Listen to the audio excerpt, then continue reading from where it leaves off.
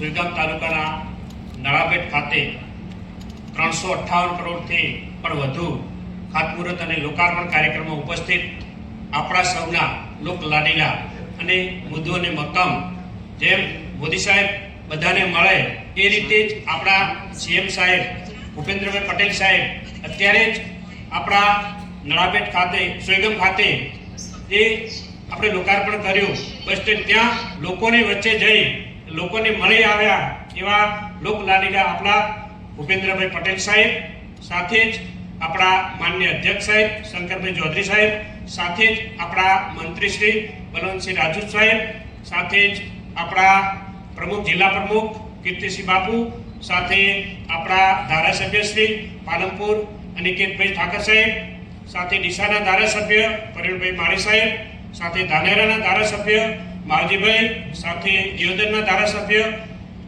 ભાઈ આપણા કેસાજી ચૌહાણ સાહેબ અને અન્ય સ્ટેજ ઉપર મહાનુભાવો, કલેક્ટર સાહેબ, આપણા એસપી સાહેબ, તમામ અધિકારીગણ અને અહીં પધારેલ તમામ સ્ટેજ ઉપર મહાનુભાવો અને તમામ અહીં પધારેલ આ વિસ્તારના બધા તમામ વડીલો, આગેવાનો, તમામને મારા વંદન.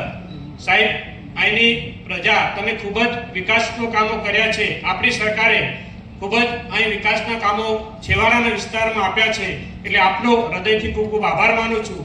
સાહેબ, બે જ રજૂઆતો છે મારી, જે અહીંના વિસ્તારના આગેવાનો વતી કે અહીં એક સુઈગામની દેવપુરાથી સુઈગામ કેનાલનું કામ થોડું જ બાકી છે.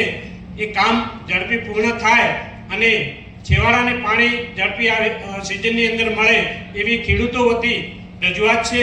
અને બીજું કે બાબર તાલુકાનું જે આપણને રજૂઆત કરી હતી કે 12 ગામોને પાણી નથી મળતું, એ પણ અહીંના આગેવાનો થકી રજૂઆત છે. એટલે એ બે રજૂઆતો અમારે પૂર્ણ કરો એવી આશા રાખી. અસ્તુ ભારત માતા કી જય.